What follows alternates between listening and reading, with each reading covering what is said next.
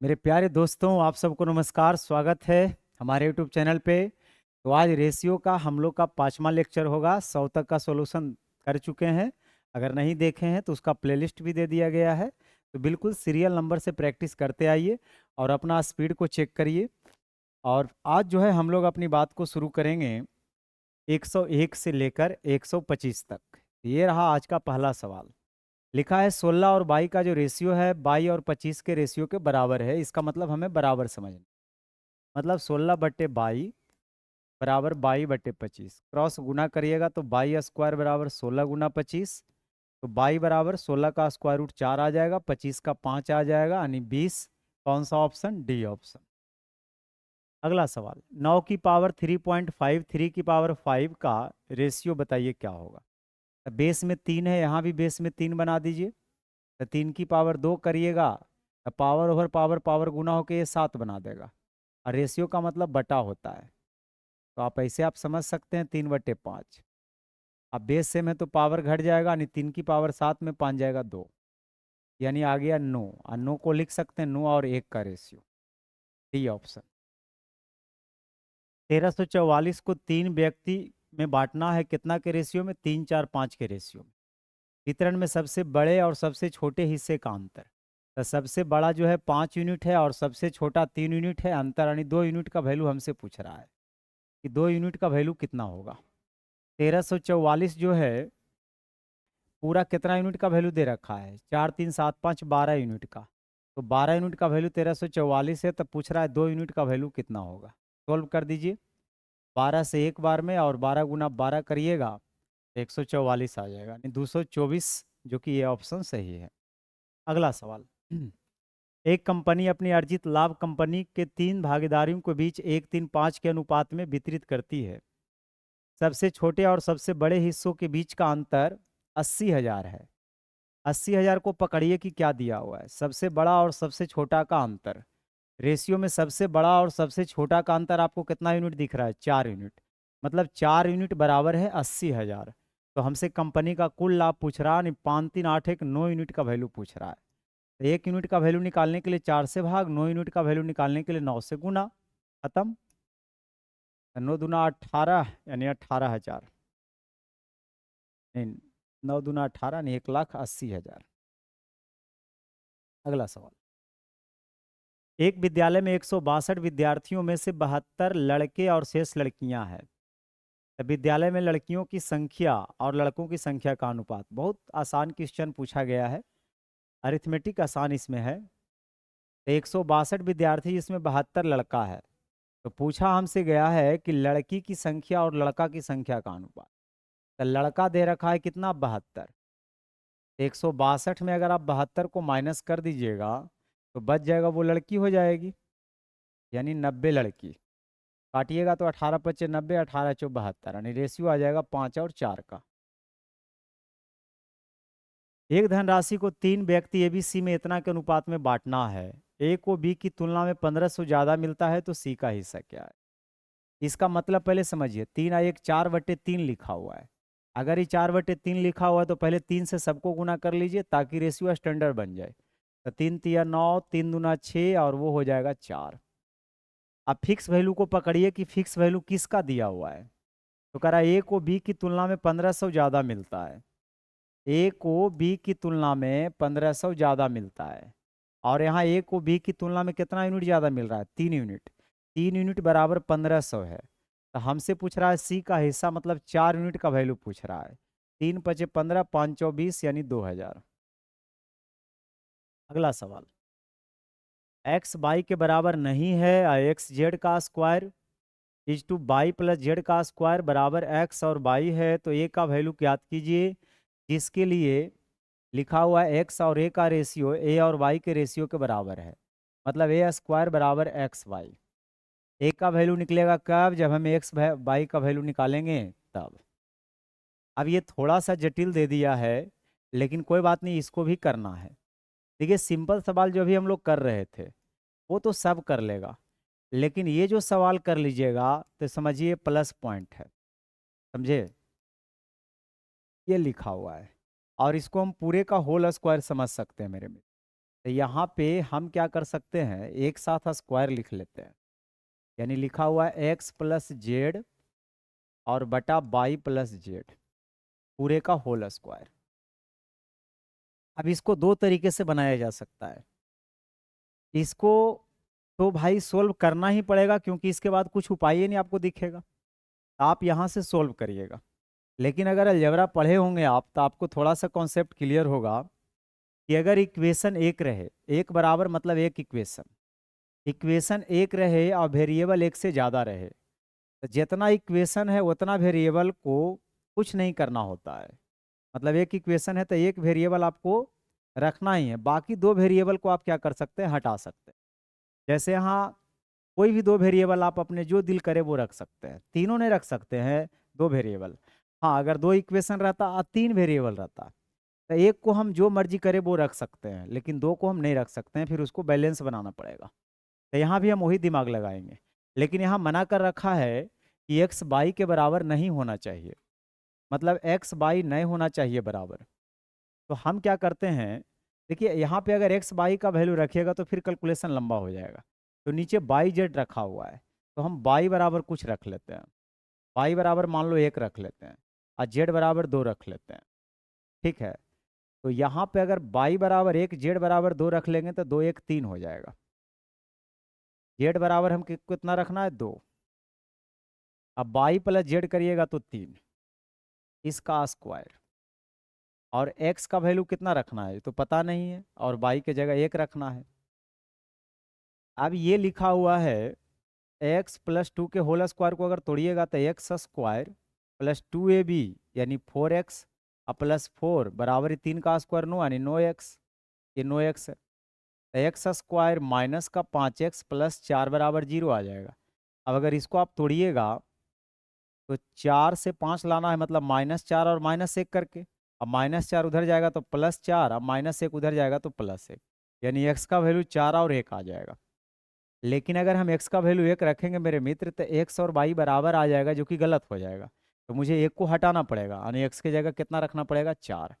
बस x Y Z निकल गया, अब यहाँ रख दीजिए। तो एक्स इंटू बाई अगर यहाँ से आप करिएगा तो एक्स इंटू बाई चार आ जाएगा, यानी ए का वैल्यू आपको दो आ जाएगा। और दो किसका वैल्यू है, जेड का वैल्यू है, तो फिर आपका बी ऑप्शन हो जाएगा। तो ये है स्मार्ट तरीका। अदरवाइज इसको करिएगा तो हालात खराब हो जाएगा, जैसा क्वेश्चन है। चलिए यहाँ पे देखिए, ए और बी द्वारा प्राप्त अंकों का अनुपात तीन चार है, बी और सी द्वारा प्राप्त अंकों का अनुपात दो तीन है।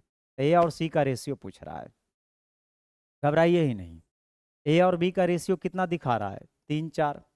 यानी तो ऐसा कर लीजिए ना, इतना सब क्या करना है, लिखने की आदत धीरे धीरे खत्म करिए। दोनों में आपको कॉमन क्या दिख रहा है, इसमें भी बी है, इसमें भी बी है। तो बी का वैल्यू यहाँ चार है और इसमें बी का वैल्यू कितना है, तीन है, तो बस इसी को सेम कर दीजिए। यानी मैं ऐसे बता रहा हूँ कि ए और बी जो है वो तीन चार है, अब बी सी का जो रेशियो है वो दो तीन है, तो मुझे बी को सेम करना है। बी और सी यानी दो तीन, तीन चार, तो इसको दो से गुना कर लें, बस खत्म हो जाएगा। अब यहाँ से मुझे ए और सी चाहिए, तो ए का वैल्यू उठा लेंगे तीन और सी का वैल्यू उठा लेंगे तो चार, यानी तीन और चार का रेशियो आ जाएगा। ए और सी द्वारा प्राप्त अंकों का अनुपात ज्ञात कीजिए, तो ए और सी का तीन चार आ रहा है ना, लेकिन अब तीन चार नहीं है, चार तीन है, तो ए और सी में पहले सी को ले लिया है, और तो कोई दूसरा ऑप्शन है भी नहीं। ठीक है, या आप दूसरे तरीके से इसको कर सकते हैं कि जैसे यहाँ अगर देखा जाए, ए और बी का रेशियो जो है वो है तीन चार, अब बी सी का जो रेशियो है मेरे मित्र वो है दो तीन, और आपसे पूछा जा रहा है ए सी। तो आप तो पढ़े ही ना कि फर्स्ट लास्ट का रेशियो निकालना होता है तो सभे फर्स्ट को गुना करते हैं, और लास्ट वाला निकालना होता है सभे लास्ट को गुना करते हैं।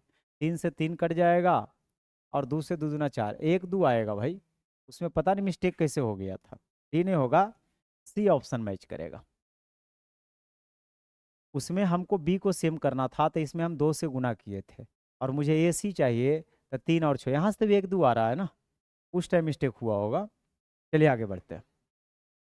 ए के वेतन बी के वेतन से चार पाँच का अनुपात है, बी और सी के वेतन का अनुपात तीन चार है, तो ए के वेतन सी के वेतन से अनुपात, फिर वही सवाल, ए सी का ही पूछ रहा है।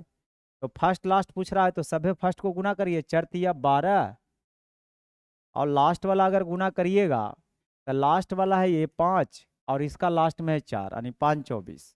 तो 4 तिया 12, 4 पचे 20 यानी रेशियो 3 5। तो फर्स्ट लास्ट पूछेगा तो आपको फर्स्ट को गुना कर देना है और सेकेंड में सेकेंड को कर देना है। जिस स्कूल में 480 छात्र हैं उनमें लड़का और लड़की का जो अनुपात है 7:9 है। यदि 3 और लड़कियों को स्कूल में प्रवेश कर दिया जाए तो लड़का और लड़की का अनुपात क्या होगा? देखिए मेरे मित्र, 480 टोटल है, जिसमें लड़का लड़की कितना है 7 और 9 का रेशियो में। यहाँ जोड़ने पे यूनिट में आ रहा है 16 और एक्चुअल में 480 है, मतलब 16 की वैल्यू 480 है। तो एक यूनिट का वैल्यू यहाँ से कितना निकल जाएगा? 30। तो 30 सत्ते 210 हो जाएगा और 30 नमा 270 हो जाएगा। हाँ या नहीं? पहले लड़का बाद में लड़की, कुछ भी वही रहा है। कहता है कि 3 और लड़की एंट्री मार दे, तो 3 और लड़की एंट्री मार देगी। ये हो जाएगा 210 और ये हो जाएगा 273। कटेगा क्या? लड़कों और लड़कियों का अनुपात, लड़का ही ना पहले था, लड़का और लड़की, ठीक है, 7-9 पहले था, 3 और लड़की, तो कटना चाहिए। काटिए।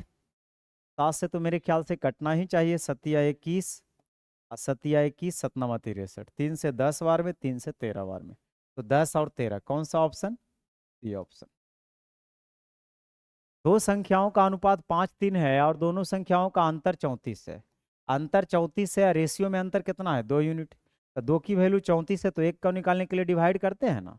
तो दोनों संख्याओं में छोटी संख्या पूछ रहा है, यानी 3 यूनिट की वैल्यू पूछ रहा है। ये सब सवाल काफ़ी इजी सवाल में से एक है, इसमें तो आपको टाइम बचना ही चाहिए। अगला सवाल, किसी संख्या को इस प्रकार दो भागों में बांटा जाता है कि एक का भाग दूसरे से 14 अधिक है और दोनों का अनुपात 7-5 है। यहाँ 14 अधिक है, रेशियो में देखिए 7-5 है, माने 2 अधिक है। पूछ रहा है वह संख्या क्या है? तो संख्या को बांटा गया है 7 और 5 में, मतलब संख्या तो 7-5 12 यूनिट होगा। तो आपसे 12 यूनिट का वैल्यू पूछा जा रहा है। 14 छक 84 यानी सी ऑप्शन। दो संख्याओं का अनुपात 5-7 है, इन संख्याओं का योगफल 108 है, तो बहुत आसान है। और यहाँ योगफल 7-5 12 है, छोटी संख्या निकालना है तो 5 से इसको गुना कर लीजिएगा। 12 से 9 बार में, 9 पचे 45। 114, 20, 38, 40 और एक समानुपात में है तो एक्स का वैल्यू क्या होगा? अगर समानुपात में है तो 114 को 20 के साथ जो रेशियो होगा, 114 भाई क्वेश्चन नंबर है मेरे भाई, 114 क्वेश्चन नंबर है। 20 को 38 के साथ जो रेशियो होगा वही 40 को एक्स के साथ होगा। 20 दूना 40 यानी 38 दूना 76। अगला सवाल, 150 रुपये को ए बी से 150 रुपये की राशि को दो भागों में इस प्रकार बांटा जाता है कि पहला भाग दूसरे भाग के 3 गुना से 2 अधिक है। पहला भाग दूसरे भाग के 3 गुना से 2 अधिक है। यहाँ से आप a-3 भी बता सकते हैं, कितना होगा? 2 होगा। और ए और बी के बीच अगर बांटा गया है तो हम पहला भाग को ए मान रहे हैं, दूसरा भाग को बी मान रहे हैं। तो यहाँ से ए प्लस बी जो हमारा निकलेगा वो 150 निकलेगा, क्योंकि ए और बी को ही तो बांटा गया है ना। दूसरा भाग पूछ रहा है, मतलब बी का वैल्यू पूछ रहा है, तो ए को हटा दीजिए, घटा दीजिए, तो ये खत्म। माइनस का 4 बी अब माइनस का 148। 4 से अगर काटिएगा तो 4 तिया 12, 4 सत्ते 28 यानी 37 रुपये, जो कि ये ऑप्शन।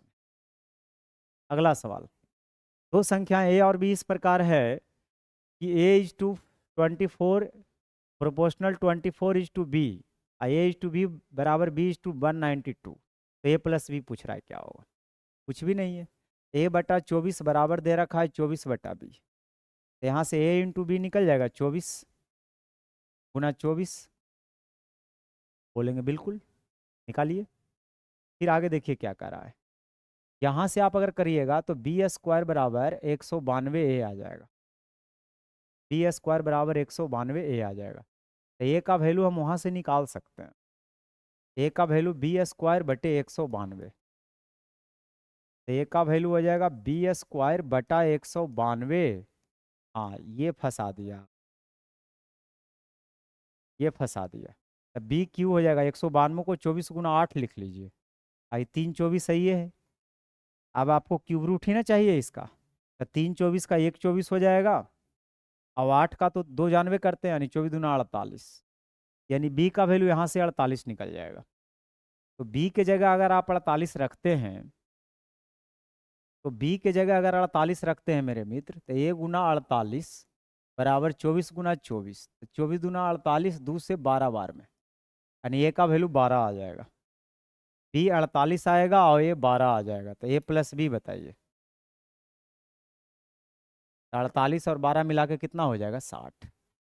ठीक है, अगला सवाल 117। उज्जवल के पास 50 रुपये, 100 रुपये, 200 रुपये के मूल वर्ग के 5250 करेंसी नोट है। प्रत्येक मूल वर्ग के नोटों की संख्या समान है, तो उज्जवल के पास कुल कितने नोट हैं?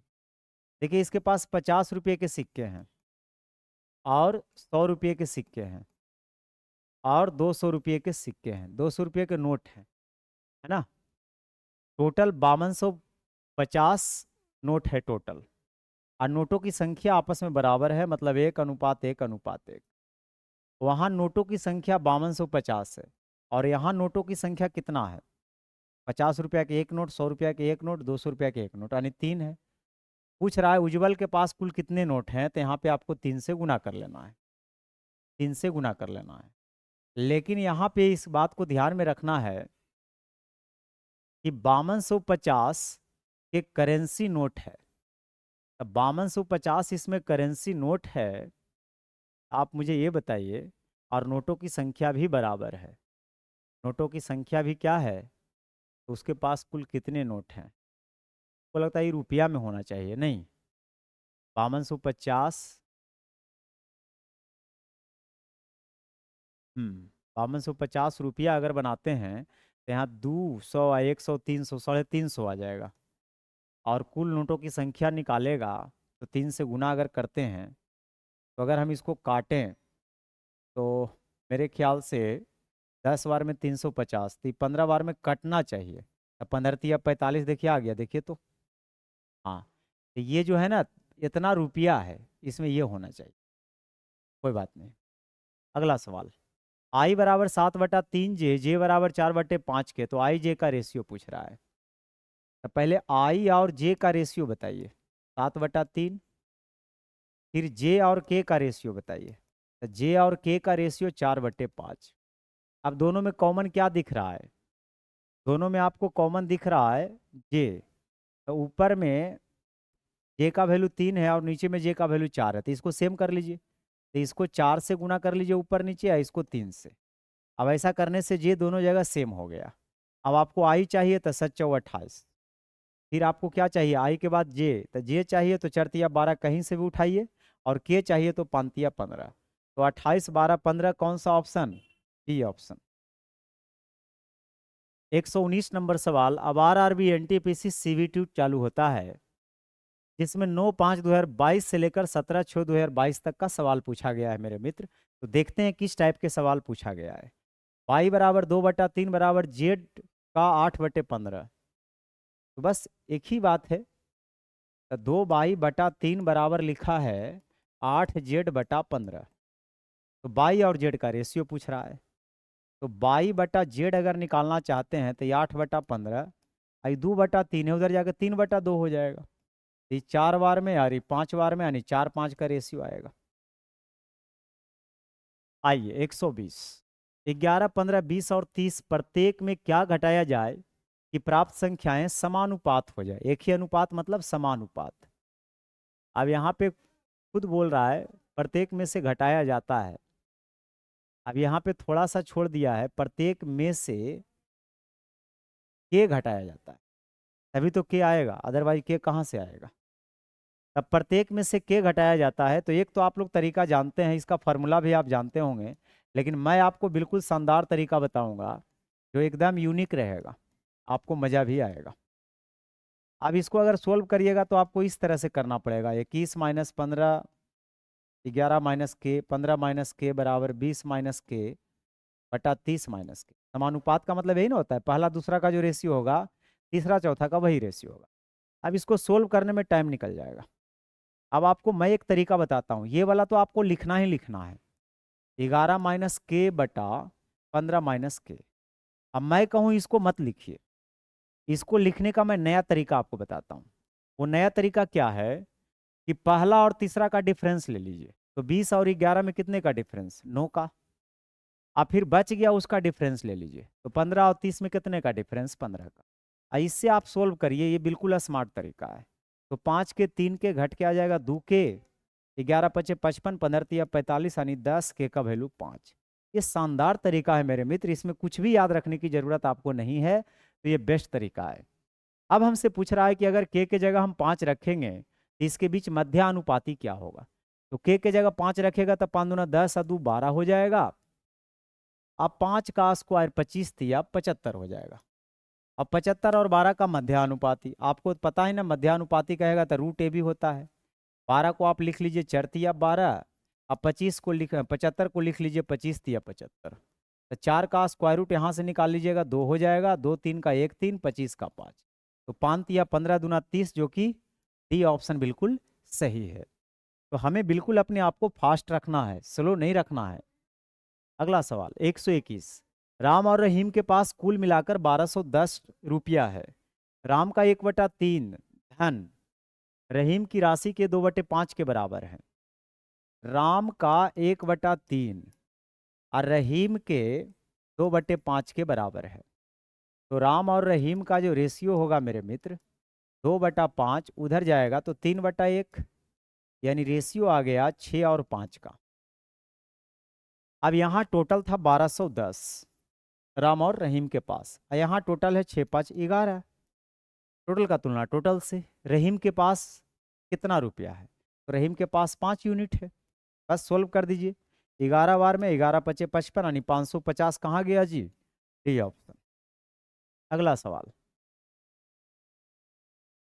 सुनीता ने खेल की शुरुआत में मौजूद कंचों में से 3/5 कंचे जीते।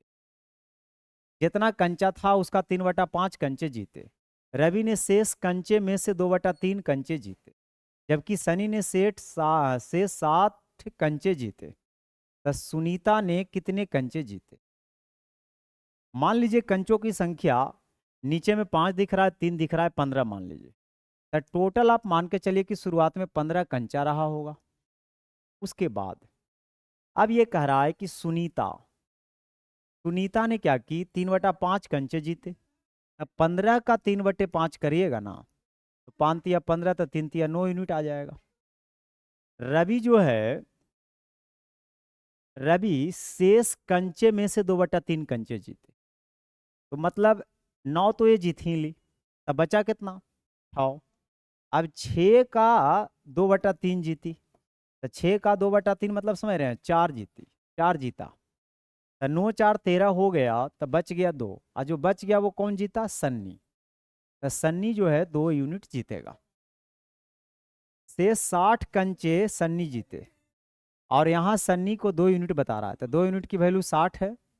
हमसे पूछ रहा है सुनीता ने कितने कंचे जीते, तो सुनीता ने 9 कंचे जीते। तो 9 से गुना। 9 तिया 27, यानी 270 किस में दिख रहा है? सी ऑप्शन है। समझे? बहुत अच्छा। अगला सवाल। एक छड़ी को 2 भागों में तोड़ा गया है, जिनकी लंबाई का रेशियो 7:11 है।